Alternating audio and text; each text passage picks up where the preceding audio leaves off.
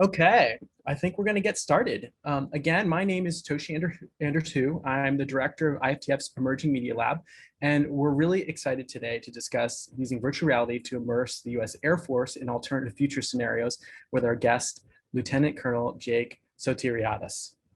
Before I introduce Jake and get the conversation started, I want to spend just a couple minutes explaining the mission behind this webinar series and what Foresight Essentials program is actually doing.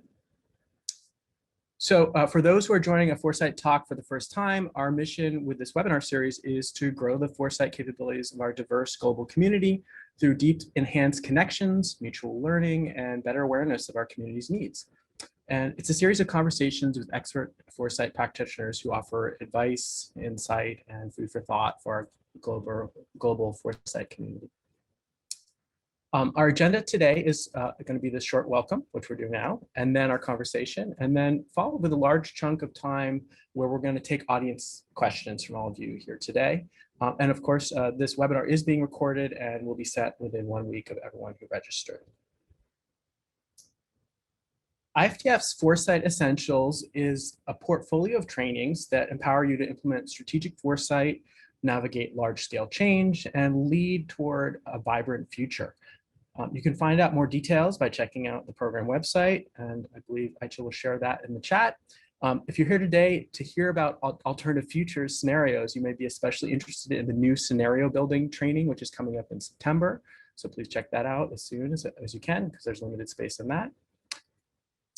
And we also have several free resources for our community, including this webinar series, the Ask a Futurist webinars, where you get to meet IFTF staff and ask them your questions. Our Foresight practitioner meetups, our monthly meeting is exclusive to IFTF alumni, and our monthly Foresight Essentials newsletter shares tips, practical insight, and events related to futures thinking. So you can check all that stuff out at our homepage at iftf.org. And we also have 2 new community resources. The Futures Buddy matches are where we connect 2 Foresight practitioners based on your responses to questions in a form. This is so you can form direct connections with someone who you can bounce ideas off of. And we also have a new channel on Medium called Foresight Matters, where we publish all the same writings from our Foresight Essentials newsletter. And for a deeper dive, organizations can also join our IFTF Vantage program, where they can get more deeply engaged in IFTF's Foresight research.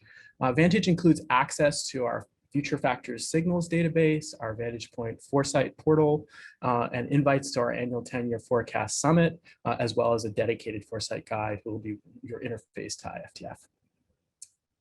Now, at this point, I'm sure everyone's familiar with Zoom or similar things, but just a reminder to make sure that you've selected all panelists and attendees so that if you put comments in the chat, that everybody can see them. Secondly, please ask your questions in the Q&A feature, not the chat. That way we don't miss your questions, and also other people can upvote those questions. And you're welcome to add questions at any time. And thirdly, everyone is automatically muted and your videos have just been turned off for this webinar. Finally, this webinar is being recorded and being made available on our site within the next week. So without further delay, I'd like to introduce our guest for today. Dr. Jake Sotiriadis is the Director of Operations Engagement for the Intelligence, Education, and Research Lab at the National Intelligence University and a member of the research faculty. He's a global futurist and expert in geopolitical risk, and until recently was the US Air Force's senior futurist at the Pentagon. We're going to talk about that today, where he established and developed the service's strategic foresight team. As an active duty lieutenant colonel, he's served nearly 2 decades as an Air Force officer with strategic portfolios that include advisor to the US ambassador to Germany, deputy chief of the Weapons and Space Division at National Security Agency Hawaii, and led a lead China planner in the Air Force's Strategic Directorate. Jake holds a PhD in political science and geopolitical futures from the University of Hawaii at Manoa, and an MA in international relations from Tufts University's Fletcher School, and 2 additional master's degrees. Welcome to Foresight Essentials Talk, Dr. Jake Sotiriadis. Let's stop my screen share now. Thanks, Toshi. It's great to be here, and thanks to IFTF for inviting me. Really excited about it. Great to see you too. So let's just get started. Tell us about your journey into foresight, particularly interested in your time at University of Hawaii. Yeah, absolutely. I know there are a lot of alumni from Hawaii, and some of which are at IFTF as well and out in the broader futurist community. So that's really where it all came together for me. I started off my early career as an Air Force officer, and even before that, just with a keen interest in history and politics and international relations. And so those interests, I think, all converged throughout the course of my career as an intelligence officer. But when I had the chance to go to Manoa and be a research fellow at the Research Center for Future Studies and really dig into the nuts and bolts of foresight and futures, it really provided a new way of thinking for me and a new way of framing a lot of the issues that I was working on in the Air Force and in intelligence more broadly. And I think that's really where, for me, it was an inflection point, because I understood that this is not just an academic discipline or just sort of some newfangled thing. It's a true way of thinking. It's a way of framing complexity and problems for whatever organization you're in. And then when I came to Washington, D.C. a few years ago on the air staff, that's where I was able to bring those lessons to our planning directorate, the Air Force's strategy directorate, and create our strategic foresight and futures team. That's fantastic. I'm curious if you could share with our audience, some of them might be familiar with the Manoa School, but talk a little bit about what's unique about Jim Dator's program and the methodologies there. Absolutely. I mean, it's really one of the flagship universities in the world for strategic foresight and futures thinking. And I think most of the futures folks in the audience will understand Jim Dator's four futures, sort of the archetypical scenarios, a lot of the building blocks for how we build scenarios, what we use for futures thinking. But what's great about it is that, and now Jim Dator being retired from the faculty is still just a powerhouse in futures thinking. Dr. Jairus Grove now, a brilliant professor who is leading the futures efforts at Manoa, and who's really got a keen sense for security-based issues as well. I think is just an incredible asset and leader, frankly, in the field. And that network that you mentioned is so important. That was really what I leaned on when I created our team at the Air Force, was this global network of foresight practitioners, not only in the US, in Europe, in Asia, all over the place, to come together when we built our futures report, which is actually the basis for our VR scenarios that we'll talk about later. As I mentioned before, it was just such an important place to be, I think. And the time that I was there, I was able to combine a lot of the military issues that I was working on in security politics, in particular, the US-China relationship, and look at some of those issues from a foresight lens, which just was an amazing experience. Absolutely. And, it's what I'd like to chat a little bit about is your work of integrating foresight into defense and intelligence. Of course, we assume and think about the defense and intelligence fields thinking about the future already, but talk to us a little bit about what you were introducing new, and kind of how transformative that was. Yeah, I think it's important to note that, and for the folks watching and listening, the field of futures, the field of foresight, really, it sort of takes this ironic turn of being a defense-based discipline. I mean, right after World War II, right, we saw a lot of the building blocks of foresight in the RAND Corporation, issues of strategic deterrence, looking at how are we going to mitigate this issue of potential nuclear conflict. So we had that background and foundation, but as we've noticed, I think through the last 3 or 4 decades, it's really ebbed and flowed in terms of the security and intelligence application. One of, I think, the really amazing products that gets produced from the US intelligence community is the Global Trends Report that the Director of National Intelligence Office puts out. And I know everybody in the futures community always anxiously awaits that. And it's a great report. And it shows, I think, the power of thinking through scenarios and then innovating from the future and building that into our day-to-day thought processes, not to just say, these are pie in the sky scenarios, but to really ask ourselves, would our current assumptions hold water? Is our organizational structure set up to address whatever challenges we might face? And I think probably the best advertisement that foresight and futures has really gotten over the last 1.5 years has been this experience of COVID-19 and the pandemic and the global fallout, where people, the entire world now has been given a mental reset to really accept this idea of uncertainty and not resting on one particular vision of the future. Absolutely. For those in the audience that aren't familiar with alternative future scenarios, can you talk a little bit about what that is and why it's useful? Absolutely. So strategic foresight and future studies, let me just reference what it isn't first, because that's the first question that I usually get when I communicate this in audiences. It isn't predicting the future.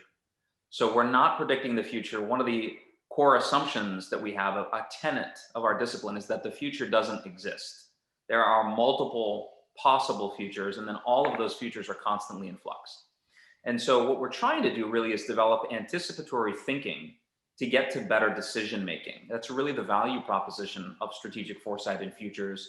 And that extends beyond the security and the military realm, really to business, technology, the medical field, I mean, a whole host of areas. So there's something in strategic foresight for everybody.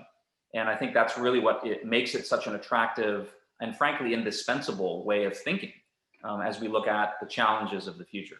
And so the scenario piece that we're going to talk about today is really important, because scenarios allow us to envision how the future could defy our accepted probabilities. And it gets us beyond just, you know, what the expected future is, what the anticipated future is. And it forces us to think outside the box.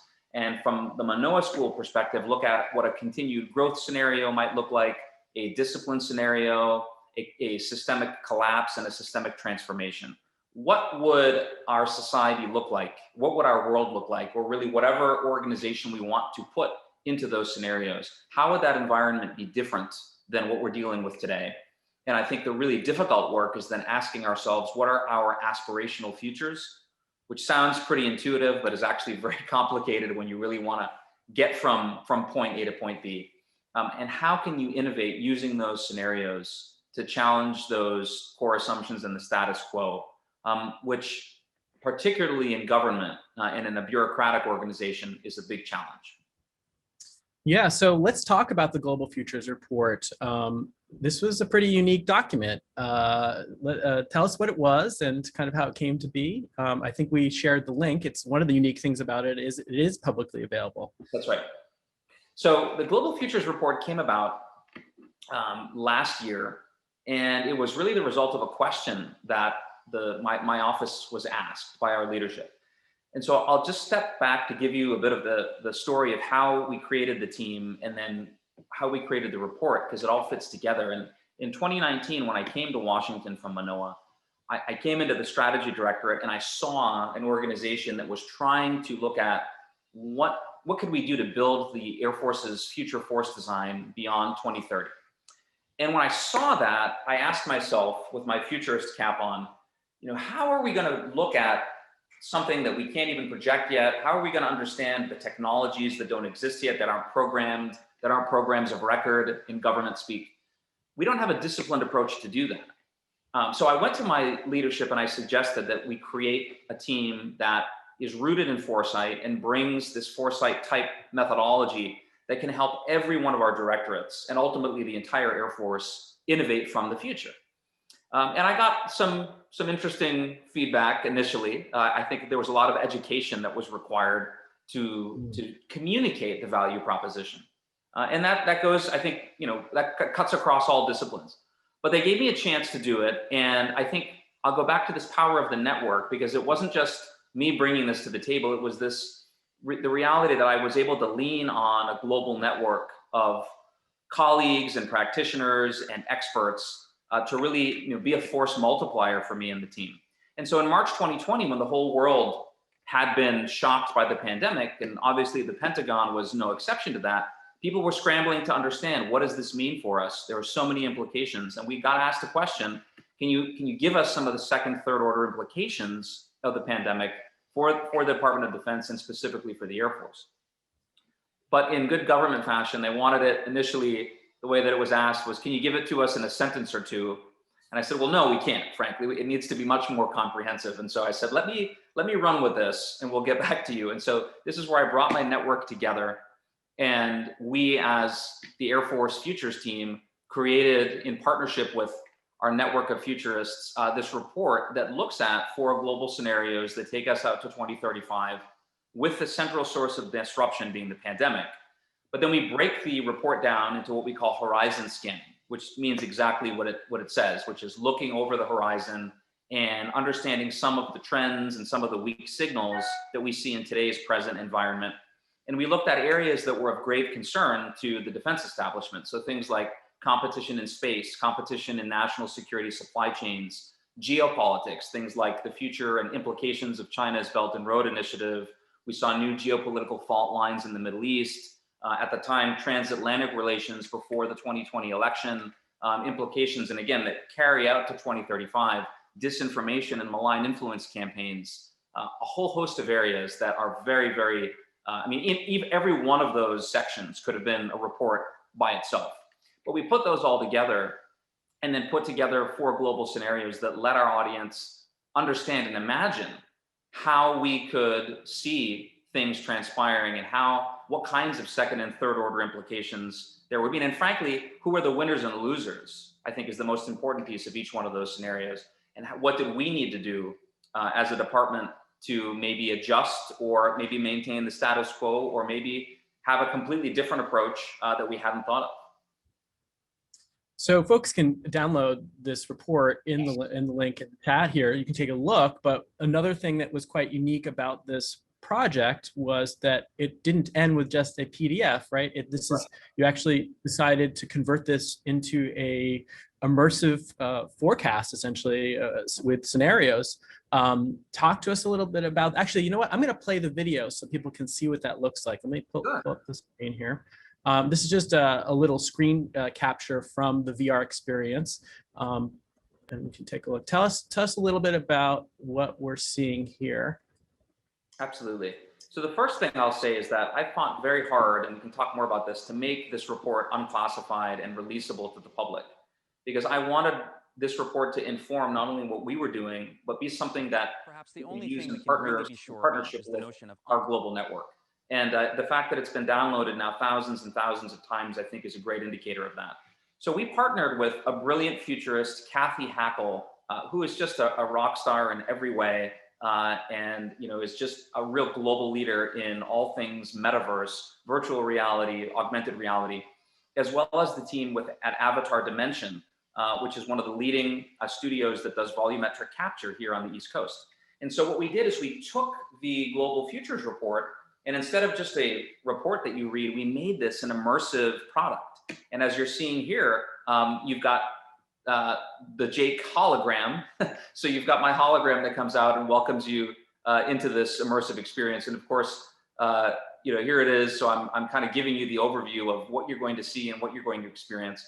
And then as you step through this quick overview of what happened, how did we get here to the disruption of COVID-19?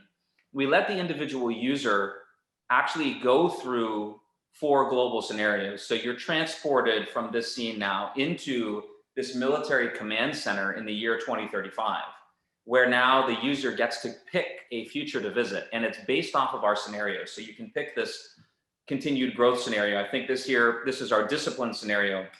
This is our scenario where you see governments, authoritarian governments and democratic governments together having these very, very hard-handed measures where you have to scan to get your supplies, you have to get a temperature check. We see rationing of public goods. Here, this shows now the definition of a great power, meaning that you have to have bio supremacy. You've got to have, we're looking at the power of quantum processors to be able to actually map out the human genome and alter the human ecosystem. So you've got all these different scenarios. You have this here resistance groups to this new biosecurity network. You can hack a drone in this scenario. It lets you see what day-to-day life could be like in 2035. Here you see a shot of Madrid in 2035, what that city could look like, and what a continued growth scenario would look like in that particular scenario. And then you've got obviously some takeaway thoughts, but it would take probably about a full hour, I think, to go through all of the scenarios, because we also have really interesting things like the ability not only, like I said, to hack a drone, but to launch your own disinformation campaign and understand how malign influence can impact a narrative on a global scale, I think, which we've all understood now in a much more profound way. So what it does, I think, it does two important things, two takeaways from doing this in virtual reality. Number one, it changes the way we consume information. And that to me is a real game changer because we've been accustomed to just reading things from a one-dimensional perspective. But if we live in a three, or I would argue four-dimensional world, we need to start building products and using them in a day-to-day capacity, as the new norm. And we just don't do that yet. And so putting this into virtual reality not only changes the way we consume information, but it also, I think, is going to change the way that we make decisions, that senior leaders in particular in the Defense Department and in other areas make decisions. It's much different, and the feedback we've gotten when we brought this to some senior Air Force leaders, when they got to be inside these scenarios and walk around and touch things and experience what that environment felt like, the feedback we got was, wow, I could sense where I was. I got a different type of experience. I might have made a decision differently based off of this format instead of just reading it, because now I can clearly see who these winners and losers are, and it made them ask questions differently. And so to me, if we're getting people to ask more detailed questions in a different way, that's a victory, I think, on all fronts. Absolutely. Our lab's been really focused on looking at what are the new opportunities from VR. We've done a small VR futures piece called Simtainer, and it's one thing to tell people about the future. It's another thing to let them step into it and feel a sense of presence and a sense of engagement, risk, vulnerability. Even you're standing next to the guy in the hazmat suit. It's going to feel very differently than reading that as a paragraph on a page, of course. So in a moment, we're going to open up for questions. So please feel free in the audience to put any questions you have for Jake in there. But I want to come back to something you said earlier, Jake, just about the challenges of kind of stakeholder education within the organization. That's something that is pretty much common to everybody working within institutional foresight practice. And curious, what were some of the unique challenges? What were some of the learnings? What is your advice to folks around how to introduce foresight thinking? So thank you for that question, because this is probably the number one area that actually I'm asked to speak about, and one of the focus areas that I really want to hit home, because this is as much about change management as it is about the technologies, as it is about employing foresight. The most powerful tool I think we can deploy to really affect change management is this idea of changing how we think. And strategic foresight allows us to do that. And I've talked with so many private companies, so many academic institutions, and within the Department of Defense have gone over this, because I will be honest with you, people want to see a return on investment. They don't want to create something that looks cool or sounds cool, but then doesn't give them something very concrete and palpable for them. And I understand that. And I think, number one, we have to communicate the costs of inaction. So if you don't do this, if you continue along with the status quo, which we saw, I think, has been quite ineffective over the past year and a half, how can we imagine a future that's different? And, from a defense perspective, I'll be very candid. I mean, we've had 2 decades of lots of strategic failures and ill-informed decisions that hasn't necessarily served the United States strategic interest on a number of fronts, which we can go into later if we want to. And even today, to my mind, we haven't carried this effort in the Department of Defense and in the Air Force far enough.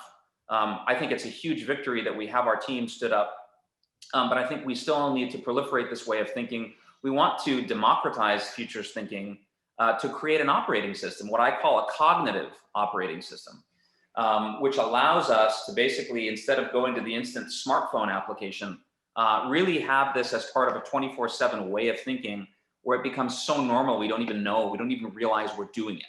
And that's a hard thing to do. That makes it part of our corporate culture, part of the way we do business. And so when I was talking to and continue to engage with senior leaders in the defense and intelligence communities, it's this idea of how do you communicate changing the way we think? The military likes to talk a lot about kill chains. One of the big efforts today in the US military is to network all of our old legacy platforms together and make information sharing ubiquitous across a wide range of networks and all of this digital transformation. And that's great, we need to do that.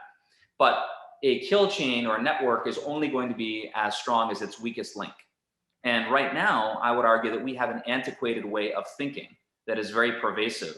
And until we can embrace this cognitive operating system, we're going to continue, unfortunately, falling into the trap of the past, which is not understanding a lot of the strategic implications of our near-term decisions. Yeah, I like our colleague Bob Johansson's definition of forecast, which is a statement, a provocative and plausible statement about the future that helps us make better decisions today. I want to go to audience questions. Let's start with a question from Lihan. How best should we challenge the status quo in organizations that are bureaucratic? Yeah, so that's great. Number one, and I would add not only bureaucratic, but it's hard to come into organizations that have been successful. Organizations that already have a track record, which sort of reinforces the status quo and basically tells us, well, the status quo has gotten us where we are. Why should we change what we're doing? Our product is good. The way of thinking is good. And that's where these scenarios and scenario-based planning, I think, is really important, because it allows us to say, well, things are good right now, but what if X happens? What if Y happens? Have we modeled through all these different scenarios? I mean, if we were all sitting, and this is, at this point, has become cliche, but if we were sitting here having this conversation in October of 2019, and we said, hey, in 6 months, the whole world is going to be shut down. Nobody can travel. People would probably laugh us off the show. So this idea that things can just change on a dime is now, I think, much more acceptable. And one of the things that I've noticed is that there's a demand signal that's much larger than I've seen, at least in the past, from all sorts of organizations, not only in defense, but particularly in the private sector. In a lot of my discussions and engagement with these companies, I'm very convinced that we're going to start seeing futurists in the C-suite. We're going to start seeing a chief futurist position in companies, just like you've got a chief diversity officer, chief learning officer, chief wellness officer. This skill set is going to be in high demand. And so I think as we educate, number one, I would say you have to educate. You have to communicate very succinctly what this is and what it isn't, and how it can help your organization. And I think that first question of what are the costs of inaction? How do you quantify the costs of inaction and frame that in a real way that makes it palpable to your audience? Yeah, in some ways, one of the biggest challenges around, especially long-time futures work, is just it's far away, so it feels so intangible. And I think you're right. You mentioned earlier, and I totally agree, that right now, some of the work that we do is just getting people to believe that the future might be anything different than it is today. And of course, COVID has become a living, immersive, not virtual, but unfortunately, real reality that is a provocation, and that I think is really hit home for everybody across the planet, including bureaucracies. We're getting a bunch of questions about the VR scenarios. One from our executive director, Marina Gorbis. She writes, there's so much nuance and data we go through in constructing a scenario. What are the challenges when converting all that complexity into something that's easily digestible as an immersive experience? That's a great question. And it was a big challenge to do that. And I think you've got a few components to really making that happen. And number one, I think it's, scenarios lend themselves well to this VR format. And so it's, once you've got your scenarios constructed, I think it's really, and this is where I give Kathy Hackle and her team and her design team, and also the folks at Avatar Dimension, lots of credit for really making this a very, very, just such a real experience. But I think the nub work in making the scenarios effective, and we don't necessarily want them to be plausible, right? I mean, Jim Dator is fond of saying that any useful statement about the future should appear to be ridiculous.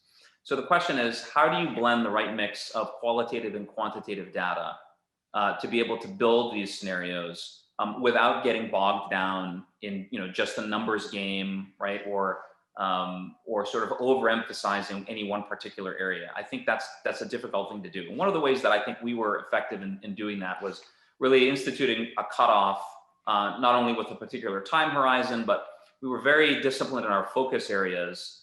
And we knew, for example, that we were going to use the pandemic as the primary source of disruption, although we identified several sources of disruption as corollaries to the pandemic and also to other areas. Like I mentioned, I think we could have taken any one of the individual chapters and really just built a 50 or 60 page report. But what I think made the report powerful was the variety of subject areas we covered and the way that we were able to take little bits of each scenario. So what we did, which is a bit non-traditional, is we also created 4 individual scenarios for each section. So for example, if somebody in the audience is interested only in supply chains, they can look at scenarios for supply chains. If they're interested in transatlantic relations or China's Belt and Road Initiative, there are scenarios for that. If they're interested in the future of competition for autonomous systems, we've got scenarios for that. But then you've got these 4 overarching global scenarios that have little bits of each one of those horizon scanning in scenarios, and they're built into the broader report, which is why I think when we were able to build it into VR, you've got areas, focused areas from each one of those scenarios that then make the final product that much more effective. So I think number one, it's you want to be able to also have the benefit of running through the scenario development with each team. And that was one of the things we were able to do, was not just have one person sort of craft this, but very much you want to be able to have a wide range of diverse perspectives and opinions, framing that and checking the data. And then folks that aren't afraid to really push through, because at some point you need to step away from, as I mentioned, that plausible most likely outcome, and really the value proposition is getting to things that we aren't anticipating or asking those difficult questions.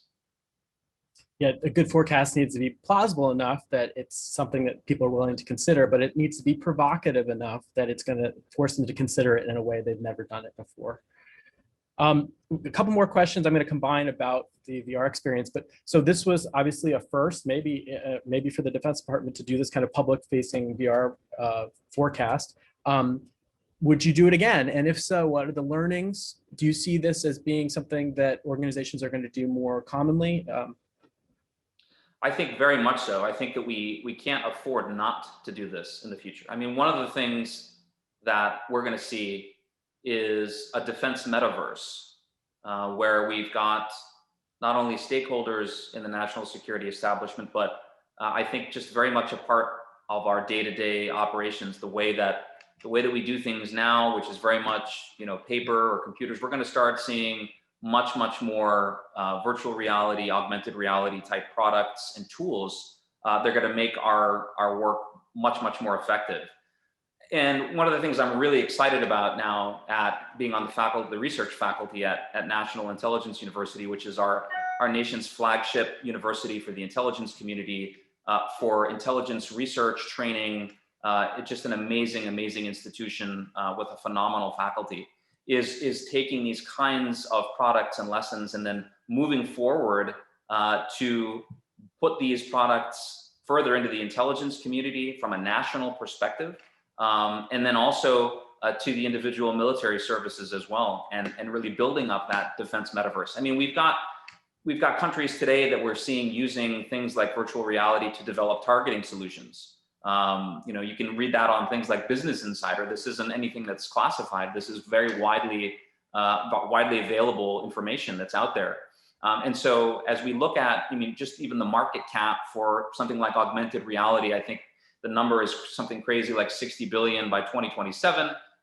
It's just the applications are really limitless. So my answer is unequivocally yes. We need to do more of this, and I think there needs to be many more partnerships. One of the big takeaways from the experience of the report, but in particular the VR report, is that this is a paradigm of public and private sector collaboration on issues of national security that we need to see a lot more of. Just looking in the questions here, it looks like there's several folks in the audience that are already considering developing VR scenarios. And there's some always the question that comes up: how much did it cost? Sure. But if you can't give that exact dollar number, just give us some sense of scope of who was involved, time, and was there any sort of tools that folks could use aside from just building it from the ground up in a game engine? Or how's the best way what's the best way to actually produce something like this, especially if you're on a limited budget, maybe? Absolutely. So what I will say about that is that we were very fortunate in that we had really talented and brilliant partners like Kathy Hackle, who I mentioned before, who really was the driving force behind this entire project, really envisioning the VR experience, developing the VR experience, putting these scenarios together. Just a great tech futurist, and lots of amazing capacity. Then partnering with Avatar Dimension. So what we were able to do was we ran a prototype, and the way that I would sort of communicate the cost is that I think I don't want to put a number to it, to be honest, on the forum, but I don't think it's a prohibitive cost in terms of companies that already have some sort of a capacity to do this. And I'm happy to provide the contact information for the developers on this. They can probably provide more of the specifics.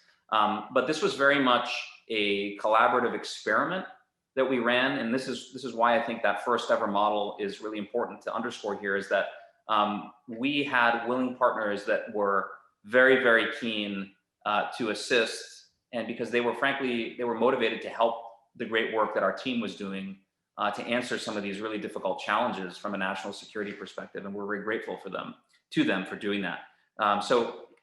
I think that it's definitely something that, the product itself, can be run on virtually any VR platform. So I've got it on my Oculus headset. So once that's up and running, it's a very easily transferable format and product. But I think now you're seeing things like just yesterday, looking at smartphone apps that have you're able to actually do a volumetric capture and actually share your own hologram. And so it's exciting to be working on these kinds of products now, because I think we're really just at the beginning, at the tip of the iceberg on where this will go. So I think we lost Toshi for a little bit, but that's okay. I'm actually going to just, I'll go ahead and just look through here and continue. I'll grab a few questions. Yeah. So yeah, it looks like we lost Toshi. His computer froze. So I'll just I'll ask a question. Let's see.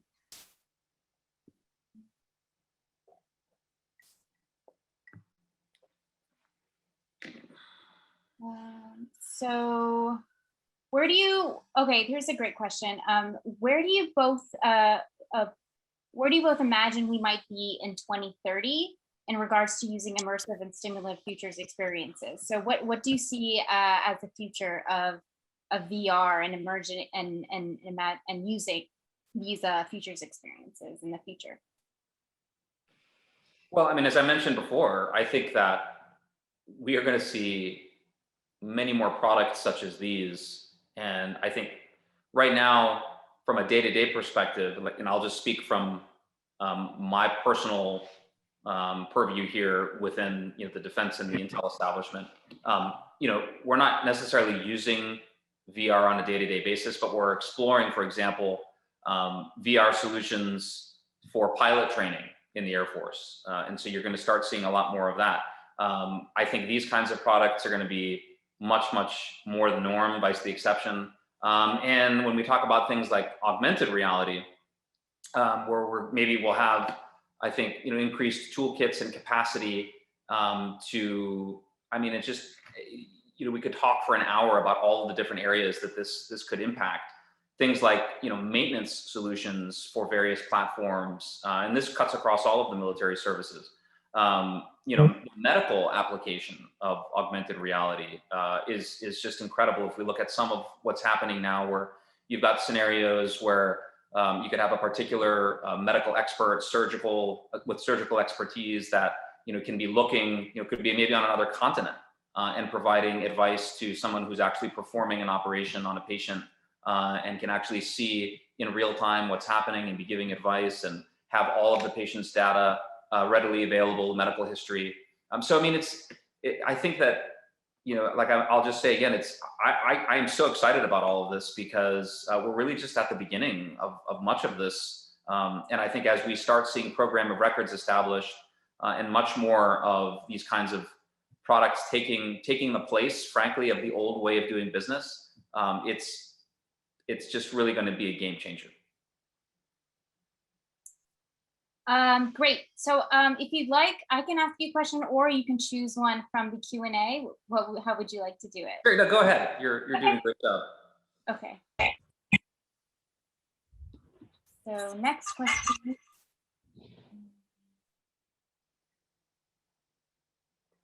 What do you do with the scenarios after you create them? What kinds of processes do you use to turn the insights into planning? So there are several follow-on actions that we'll take. I mean, the scenario is number one, it's important to underscore that we're not necessarily trying to be right. So I would not consider it a success that I would look at, let's say, something that happened, even though that's happened already from the report. We've already forecast things that have occurred. For example, the European Union's biosecurity protocols that are taking place right now. But the point of this is not to say, look, we predicted this, or we said that the price of oil was going to do this. That's a completely different area. We're not trying to do that. Where I would say we've been successful is if we were able to impact our strategic planning. If we either validated a program or maybe recognized we maybe need to divest in a certain area.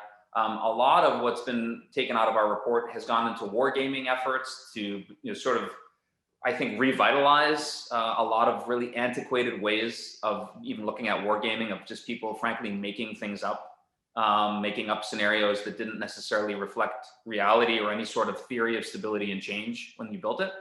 So I think those are huge applications. But then also, if you're just putting these reports on the shelf and not looking back and not constantly using them to iterate and examine how you can innovate from the future, then I think you're also missing an opportunity. So these are very much living, breathing products. And as we are conducting a continuous horizon scanning of the issues and weak signal analysis, I think it's also important to understand as much how historically, how events have transpired, and then be able to make the connection between how a particular situation transpired in the past and understand who the winners and losers in a particular scenario were, why dynamics played out as they did, and then be able to overlay that when we consider our current strategic planning. I'm back, everyone. Sorry about that. Had a computer issue, but I seem to be back online. Good to see you again, Jake.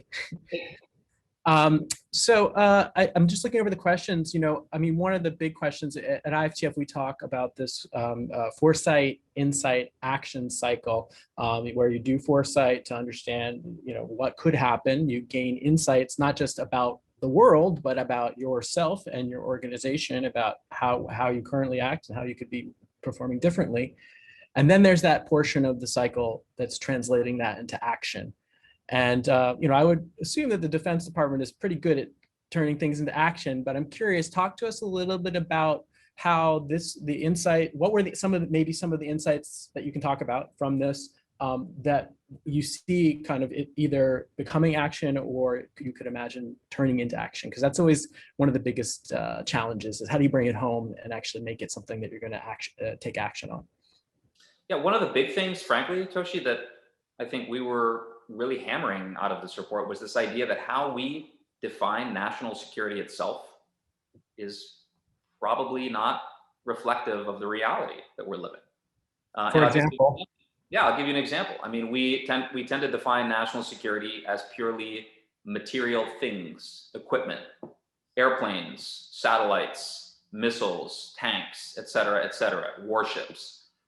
Those are all important. They're not going to go away. But now when you talk about something like a pandemic, biosecurity, biodata stockpiles, right? When you look at those kinds of things, being able to manipulate the human ecosystem, right? When you look at those kinds of issues, when you look at public health as a national security concern, just like, it's maybe apt here, almost 20 years to the date from the September 11th attacks in 2001, where public security and data profiles and communications which were already part of national security, but became elevated in terms of their national security relevance.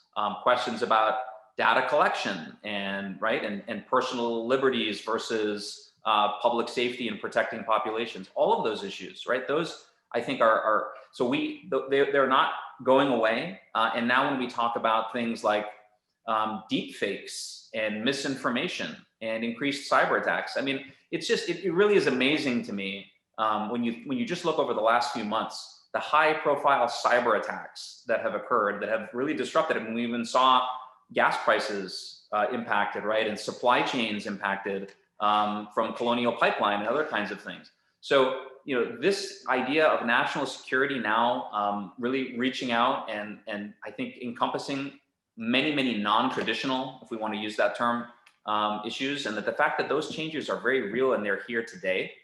And we are organizationally, in many cases, still structured with a, you know, Napoleonic era organizational system that is a hierarchy and, you know, may or may not really be as adaptive as it needs to be. But, and I'll say one last thing on this, which is that, you know, you can have the best technologies and weapon systems and all of these great things, but if you're not able to really understand the strategic environment, and this is really the value proposition of future proofing, to the extent that you can, something as so important as national security, of really looking into even something like today, great power competition.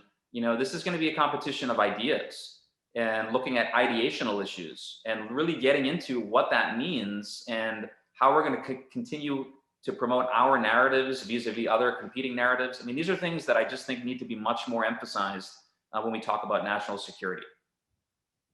Absolutely.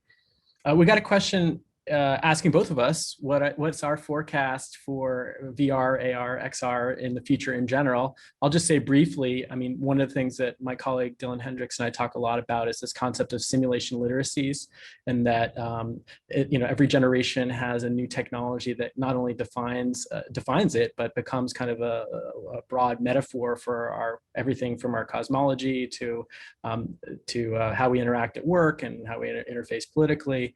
And the idea, you know, part of our vision is that basically in the same way that, you know, we use Zoom now to communicate like this, that people are going to be dropping into social VR worlds that are immersive together. So instead of like sending them an app, you'll say, hey, let's meet in this forecast and let's talk through this together. And it's going to be, I mean, right now you have to, you know, hire somebody who can run a game engine, but eventually, and even today, it's going to be drag and drop like a PowerPoint. I'm bringing in assets, I'm bringing in individuals, I'm bringing in data, and it's going to be a common literacy that people, just as we need to be computer literate today. I'm curious around some of your forecasts for XR, VR technologies in the future. Yeah, I mean, I would say that that's exactly right.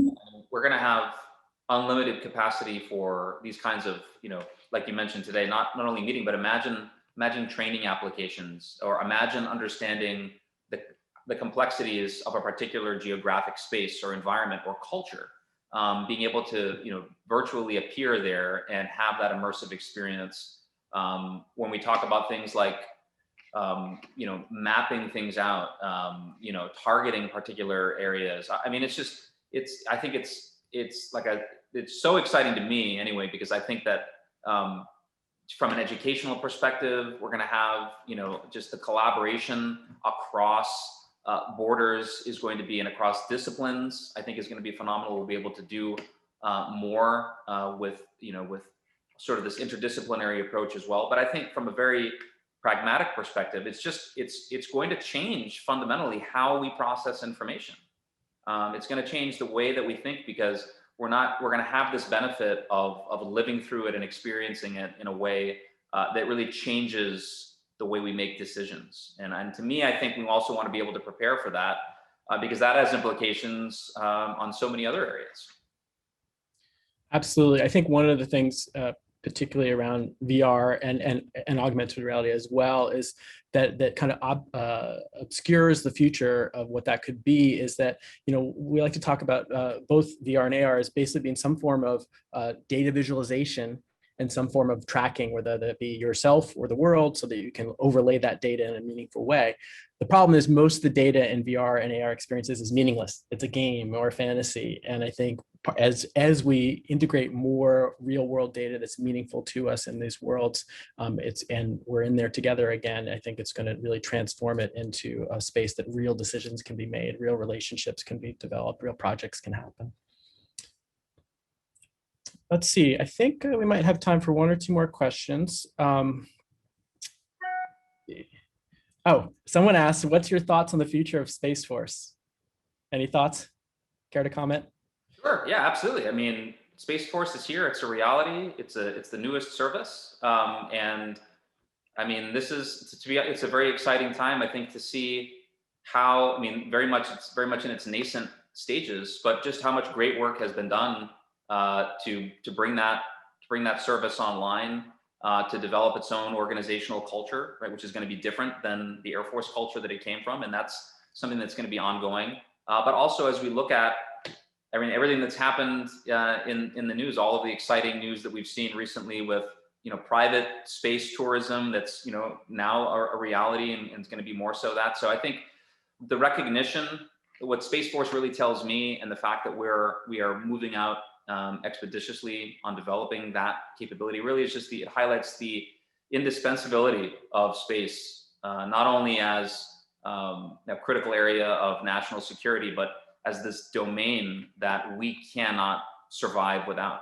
And so I think that's going to be something that we're going to hear lots more about, and hopefully gives, frankly, this new generation that's coming up something to get excited about as well, as we see now folks that are graduating today from the Air Force Academy going right into the Space Force. So I think it's an exciting time for that particular service as well.